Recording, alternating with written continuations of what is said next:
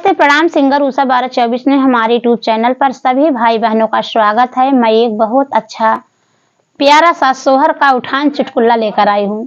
यह सोहर का उठान चुटकुला गीत आपको पसंद लगे तो प्लीज कमेंट और सब्सक्राइब जरूर करें। एक बार इसे अंत तक जरूर सुने। आपको कैसा लगा कमेंट में जरूर बताइएगा। प्लीज लाइक और सब्सक्राइब करना न भूले। जब से सौरिया में पड़ गईले हो दुबरा गईले बालम। जब से सौरिया में पड़ गईले हो दुबरा गईले बालम। कह तू तो धना अपने माई के बोलाई देई। कह तू तो धना अपने माई के बोलाई देई। जिन बोलावा जिन बोलावा जिन बोलावा हो जिया जरी गया हमार। जिन बोलावा जिन बोलावा जिन बोलावा हो जिया जरी गया हमार। कह तू तो धना तोहरी मम्मी के बोलाई देई। कह तू तो धना तोहरी मम्मी के बोलाई देई। झट करा पट मोटर कार करा हो दुबरा गईले बालम। झट करा पट मोटर कार करा हो दुबरा गईले बालम। जब से सौरिया में पड़ गईलू हो दुबरा गईले बालम। जब से सौरिया में पड़ गईलू हो दुबरा गईले बालम।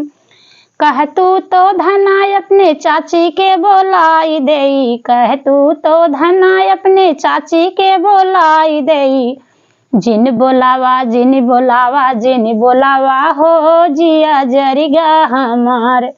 जिन बोलावा जिन बोलावा जिन बोलावा हो जिया जरिगा हमार।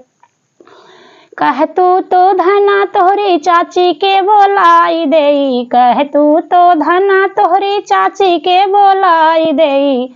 झट करा पट मोटर कार करा हो दुबरा गईले बालम। झट करा पट मोटर कार करा हो दुबरा गईले बालम। जब से सौरिया में पड़ गईले हो दुबरा गईले बालम। जब से सौरिया में पड़ गईले हो दुबरा गईले बालम। कह तू तो धना अपने भाभी के बोलाई देई। कह तू तो धना अपने भाभी के बोलाई देई।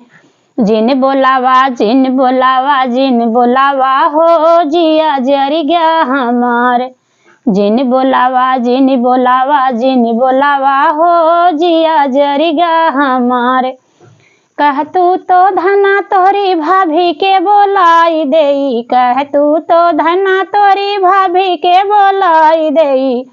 झट करा पट मोटर कार करा हो दुबरा गईले बालम। झट करा पट मोटर कार करा हो दुबरा गईले बालम। जब से सौरिया में पड़ गईले हो दुबरा गईले बालम। जब से सौरिया में पड़ गईलू हो दुबरा गईले बालम।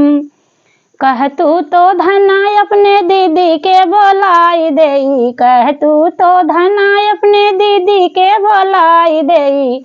जिन बोलावा जिन बोलावा जिन बोलावा हो जिया जरिगा हमार। जिन बोलावा जिन बोलावा जिन बोलावा हो जिया जरिगा हमार। कह तू तो धना तोहरी दीदी के बोलाई देई। कह तू तो धना तोहरी दीदी के बोलाई देई। झट करा पट मोटर कार करा हो दुबरा गईले बालम।